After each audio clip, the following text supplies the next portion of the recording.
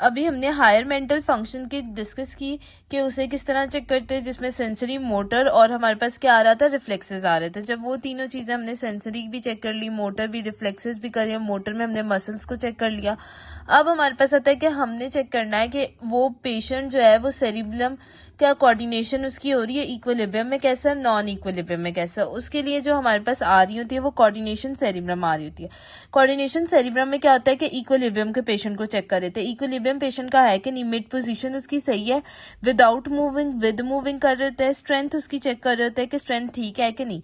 Non equilibrium के ना बहुत ज्यादा टेस्ट होते हैं, ठीक है, जिसमें फिंगर टू नोज करवा रहे होते हैं, फिंगर टू थेरेपिस्ट करवा रहे होते हैं, फिंगर टू फिंगर करवा रहे होते हैं, ऑल्टरनेटेड नोज करवा रहे होते हैं, ठीक है। ऑल्टरनेटेड नोज टू फिंगर हमने करवाया, ऑल्टरनेटेड हमारे पास आ रहा होता है nose to finger alternated. Then उसके बाद ना फिंगर ऑपोजिशन आ रही होती है, कोई भी मास्क उसको दे देते हैं, उसे कहते हैं ग्रैब्स करो, फिर उसे कहते हैं कि प्रोनेशन सुपिनेशन करो, ठीक है, मतलब हमने नॉन इक्विलिब्रियम में चेक कर रहे हैं ना।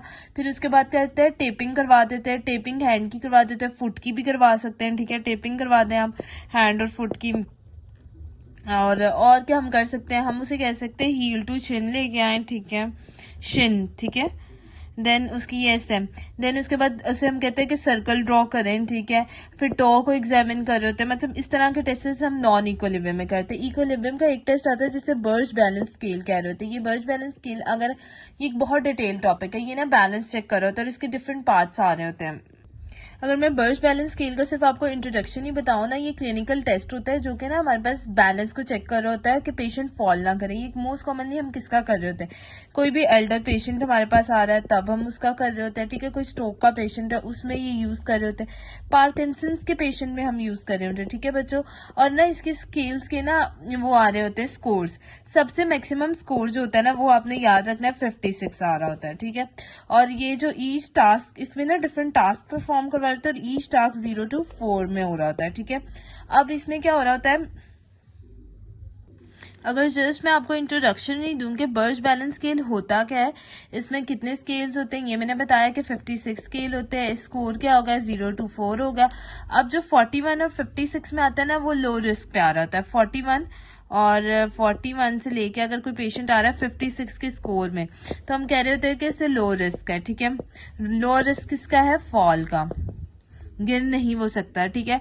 देन 21 से 40 के दरमियान ना मीडिएटेड आता है या मीडियम कह लो, ठीक है, वो आ रहा होता है। और जब हम 0 से 20 किसी पेशेंट को कह देते ना तो इसे हम कहते हैं कि हाईली फॉल का इसके पास रिस्क है, वो कहीं पे भी गिर सकता है, ठीक है।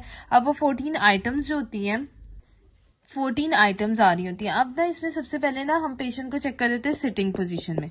सिटिंग में उसको हम चेक किस तरह कर रहे होते हैं कि स्टैंड सेट कर रहे होते हैं, आपको पता है सिटिंग एक स्टेबल पोजीशन होती है, चेयर टू चेयर कर रहे होते हैं, ट्रांसवर्स सिटिंग, अनसपोर्टेड कर रहे होते हैं। ये सारी सिटिंग के बाद ना उसे हम पेशेंट को कहते हैं कि आप स्टैंडिंग में आ जाए।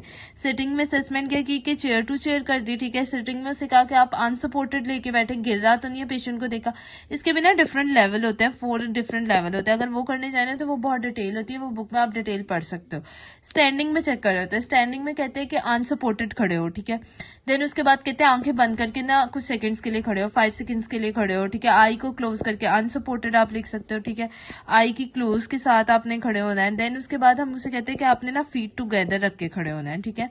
अब एक टांग पे खड़े होकर दिखाओ क्योंकि हमने बैलेंस चेक करना है, ये स्टैंडिंग में आप करवा सकते हो ये एक्टिविटी। देन उसके बाद ना हम उसके बाद सिटिंग से स्टैंडिंग में आ गए, डायनेमिक बैलेंस चेक कर रहे होते हैं। डायनामिक बैलेंस में क्या होता है कि पेशेंट को कहता है कि आप कोई भी चीज ना आगे झुक के पकड़ो, रीच फॉरवर्ड करो, ठीक है। अब उसको ऑब्जेक्ट को ना फ्लोर से पिकअप करो, ठीक है। इसमें हम चेक कर रहे होते हैं इसका बैलेंस है कि नहीं। देन उसके बाद हम उसे ये कह रहे होते हैं कि आपने अपने ना पीछे बिहाइंड लुक बिहाइंड करो, ठीक है, पीछे की तरफ देखो। देन उसके बाद उसे कहते हैं कि 360 में ना घूम के जरा दिखाओ।